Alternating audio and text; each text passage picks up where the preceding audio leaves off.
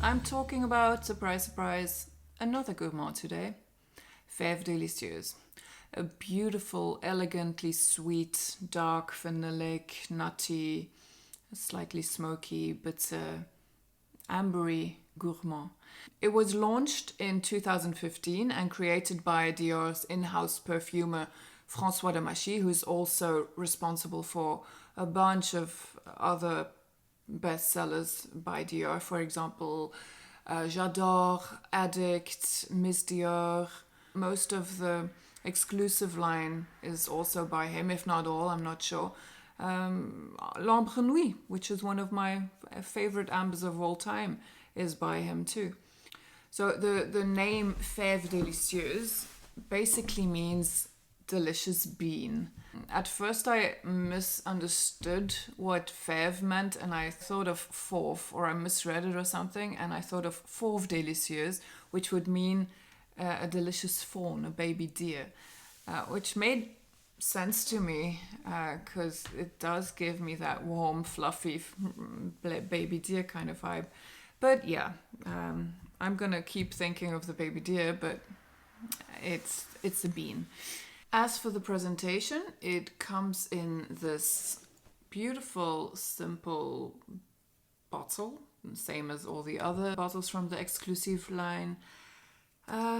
Just quality, simple, quite expensive feeling. A magnetic cap. I love myself a magnetic cap. I like it. You can even hold it without it falling. I wouldn't recommend it, but when this package arrived, it was pretty sensational because it came in this, and I was really impressed with it. Oh wait, I forgot the box, the other box now. Wait, can I get that quickly? Yeah. Damn it.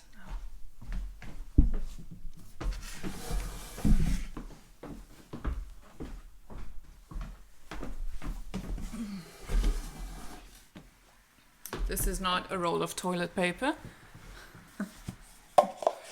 Yeah, brainwashed we are. Anyway, so it came in this. It sits quite cozily in this quality foam bed of protection.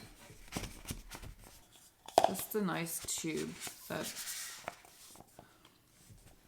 protects it from the harsh world.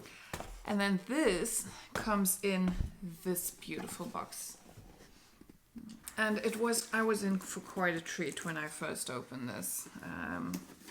So first of all, this wax seal thing does give it quite a nice touch, a luxurious touch.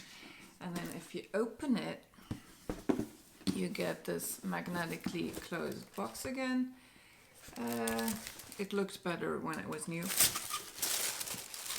And all the paper, and it comes in this pouch.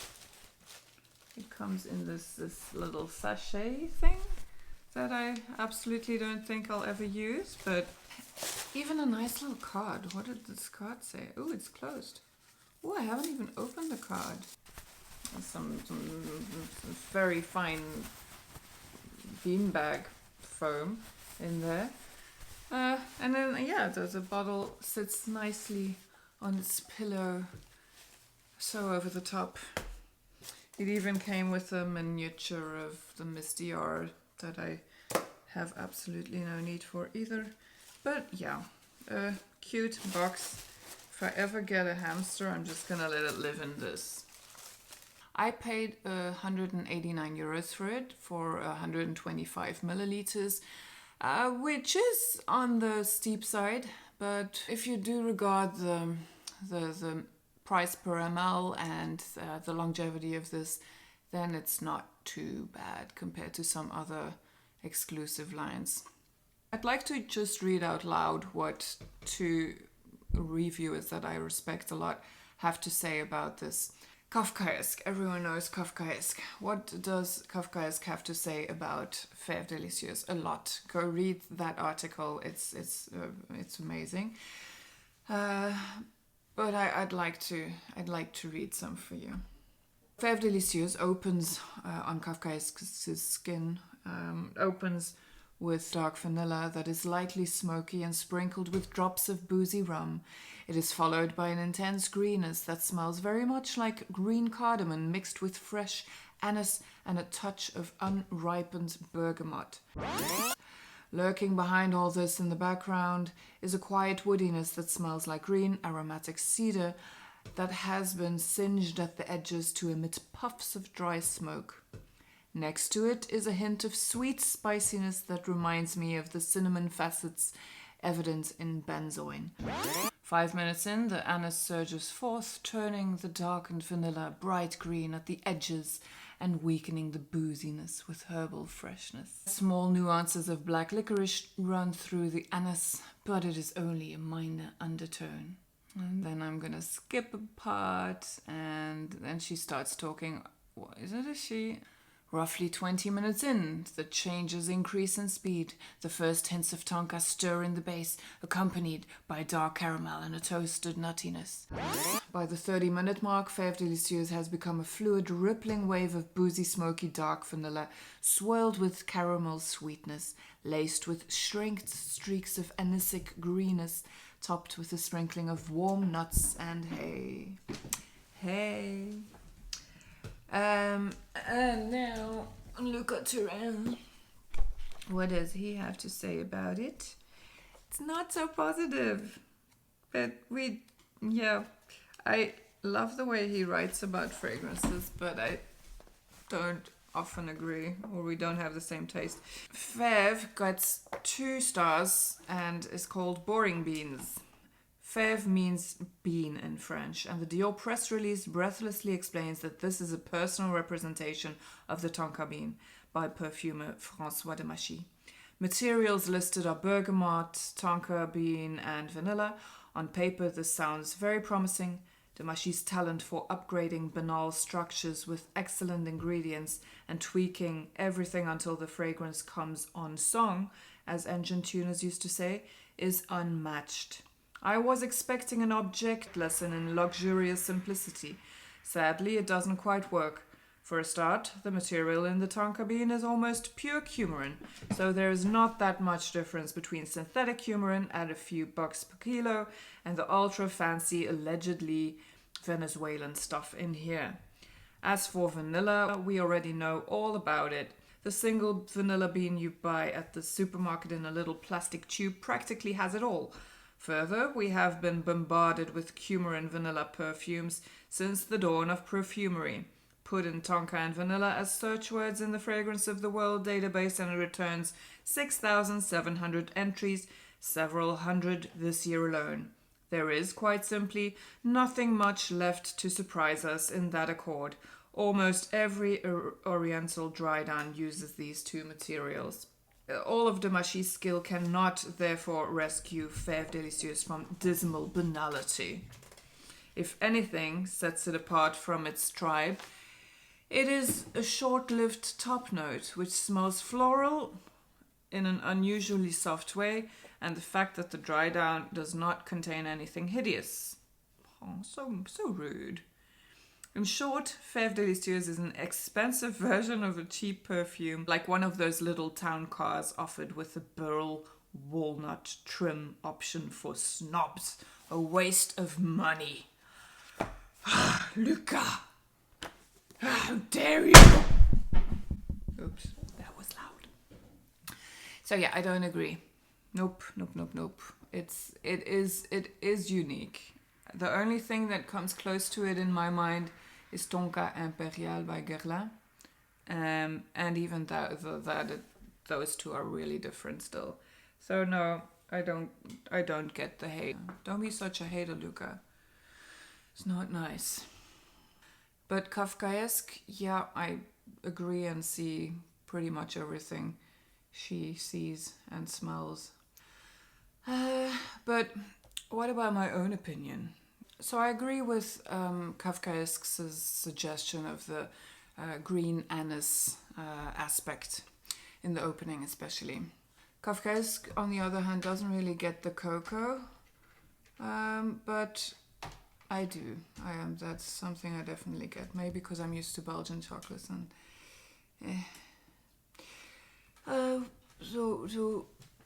Yeah, green herbal cedar-like, crispy green anise. Yeah, balmy, definitely balmy. It's already subsided. I'm gonna respray for the opening quickly. I've worn it all day, but one is enough. You don't need too many sprays of this. Yeah, so the opening. Let's get to the notes. The opening, the notes listed on Fragrantica are lavender, mint and bergamot for the top notes, cherry, freesia and jasmine in the heart note. Base notes are tonka bean, benzoin, caramel, cedar, coconut, cacao, vanilla, sandalwood and leather. Now, of course, I'm not sure if these are accurate. In the top notes, the lavender and the bergamot, I don't get those. The lavender, not at all, not in the slightest. The bergamot, I can believe that because there is a slight sour, a slight sour bitter, fresh aspect in the beginning. Then the heart note, the cherry, I get the cherry. The cherry is a bit on the sour side, like medicinal cherry, not the really true to life succulent I want to eat you kind of cherry, but I still appreciate it. And the slight green aspect of the anise does keep the scent from turning cloyingly sweet. Then there's freesia and jasmine in there supposedly, but I don't get any white florals in there at all. And then the base notes, obviously we have the predominant tonka bean, the fève, and it's a nutty tonka bean. Then we have benzoin, I can believe that. That gives the whole scent the ambery quality. A slightly spicy cinnamon facet from the benzoin. It does give it a little bit more of an oriental feel. Even though the nutty tonka and the vanilla is present, very clearly present throughout the evolution of the scent, it does start really shining through towards the dry down. That's when the smoky, dark aspect of the vanilla starts taking center stage. Now, as for the longevity, projection, evolution, it is quite linear. It has some depth to it, definitely, but it doesn't really evolve much. It's not the fragrance with the most interesting story, even though you do get the greener, more bitter, balsamy kind of opening. That kind of quickly dissipates, and you're left with the heart of vanilla and tonka. In the opening, it's also really strong, but it quickly softens to something smoother, and it turns into a skin scent for me rather quickly, but that skin scent will last quite long for me. So I thought the longevity was really killer when I first got it and first tried it out intensively 2 years ago. I would spray it on at night, and the next morning I'd still smell it. Recently, I've tested it out again every day in the past week or so. It's not lasting as long on me at all. It's still a good, don't get me wrong, it still has great longevity. The projection is moderate, it's not fantastic, and I thought it was more killer before. Now it's more just attempted murder. Dad jokes. Maybe my sense of smell has deteriorated, or maybe it's just the season. I have the impression that fragrances do tend to stick to me more easily when it's warm, and I got it at first in a warmer season. I have noticed that in the pit of my elbow it seems to last longer, or the longest, because that's a warmer part of my arm. But overall, even this week, it still lasts pretty long, and I do spray about 4 or 5 sprays right now, and then you do get more of that. But 2 years ago, 2 max was enough. Now, who can wear this? Anyone, of course. It's perfectly unisex. It really is a beautiful unisex, but but it leans a little more feminine to me. On a woman, this is just a nice, dark, sexy, sensual, mysterious smell. But I can imagine on a man, this would make any guy completely edible. And yeah, I think it would be really wonderful on a guy too. Now, when to wear this or where to wear this? It's definitely more of a typical winter scent because it's an ambery gourmand. But I think it's fine for warmer weather as well. It's also more of a nighttime scent. It can be worn in any season, if you ask me. It's not that overpowering that it would be inappropriate for summer months. Especially since I've tested it out recently again, it is soft enough.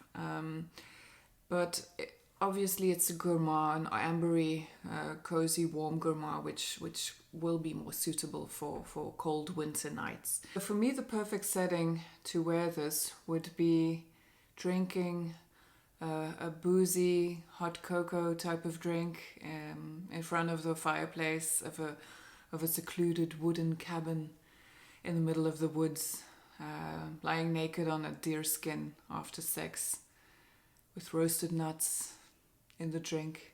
I think anyone who likes a good, smoky, boozy, ambery gourmand would probably love this one. If you love tobacco vanille or ambre narguilé or ambre nuit or idole by Luca, or Rouge Smoking by BDK, then this will probably be right up your alley. Some people, by the way, smell baby wipes when they smell this, also when they smell Ambre Nuit.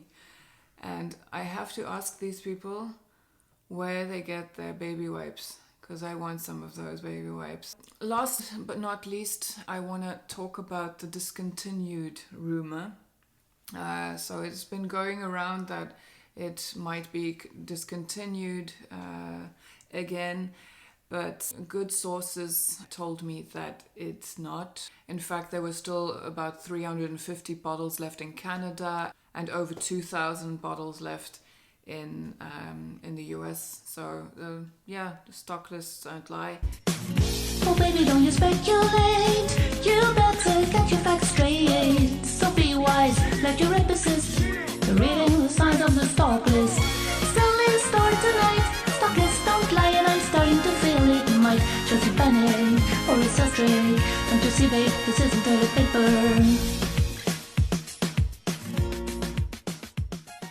I'm not sure about Europe yet, but I can't imagine they stop selling a bestseller like this. Maybe they're gonna reformulate it and bring out a newer version, or maybe they'll discontinue it in the States and make it a boutique exclusive. I don't know, but don't panic just yet. Just wash your hands. So in a roasted nutshell, all in all, this is just a really smooth, very sophisticated ambery gourmand. Something I haven't smelled much, to be quite honest. And my overall score would be 8.5 out of 10. It would get a 9 if it lasted longer on me, but maybe that'll be better come summer. So that's it for today. I'm gonna go grab myself some hot cocoa, and I will see you guys again soonish. Bye. Leather, I'm not sure. Don't know. Don't really get it too much. Oh, I'm touching all my cavities. Ugh. I agree with the Anna's green note. That, come on, Charlie. Now he's playing with the ribbon. Charlie, he's playing with this now. Yes, come here. Such a good toy. Aww.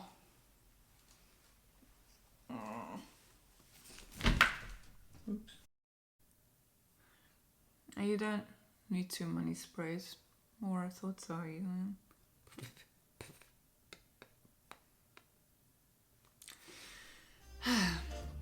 Luca! How dare you!